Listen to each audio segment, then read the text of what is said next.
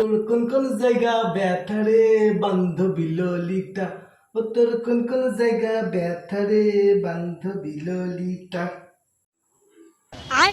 এ ভাই, কাজ করতে করতে গান ভালো করে পরিষ্কার না হলে কিন্তু এক পয়সাও দেবো না।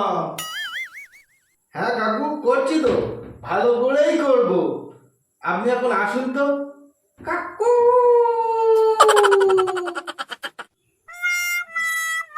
ঠিক আছে, গেলুম।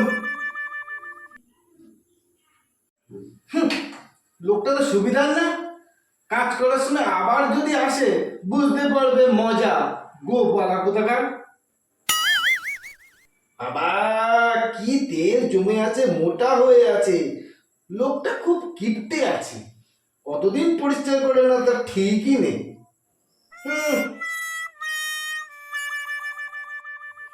এ ভাই, দেখছো কি, কাজ করো।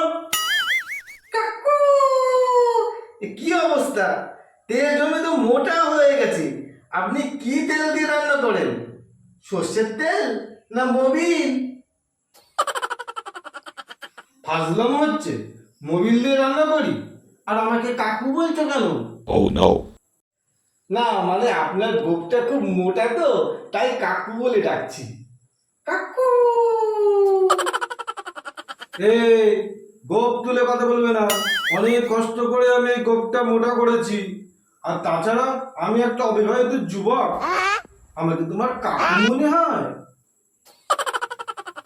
অবিবাহিত মানে আপনি এখনো বিয়ে করেননি? আর বিয়ে করা লাগবে না, Oh no. সারা জীবন গোপটাকেই ভালোবেসে কাটিয়ে দিন। কাকু, আমার কাকু, আমার বিরক্ত লাগে। এত মোটা গোপ থাকলে কোনো মেয়েই আপনাকে বিয়ে করবে না, তাই আগে গোপ কাটুন। কোনো মতেই না, আমি আমার মাথা নাড়া করে দেব, তাই বলে আমি গোপ কাটতে পারবো না। গোপ আমার অহংকার, আমার অলংকার। তবে কাকু, থাম, ধ্যাত্রামো হচ্ছে। কাকু, আচ্ছা, আমার গোপটা মোটা বলে আমাকে কাকু বলছো, আর কি কি মোটা থাকলে তোমার কি কি মনে হয়? এই যেমন মাথা মোটা হলে মেশো, কপাল মোটা হলে পিসো, নাক মোটা হলে জেঠু, গোপ মোটা হলে কাকু, পেট মোটা হলে দাদু।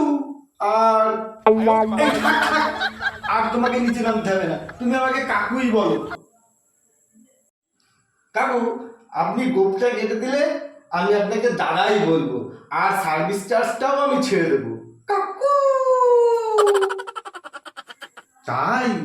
সত্যি তো? হ্যাঁ, প্রমিস। Oh yeah. যদি গোপটা কেটে দিই তাহলে 500 টাকা সার্ভিস চার্জ বেঁচে যাবে, আর কটা দিন পরেই তো গোপটা আবার বড় হয়ে যাবে।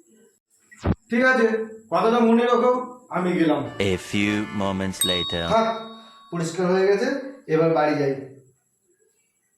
কাকু, পরিষ্কার হয়ে গেছে, এবার আমার সার্ভিস চার্জটা দিন, আমি বাড়ি যাই। আমিও পরিষ্কার করে ফেলেছি, তুমি এবার আসতে পারো।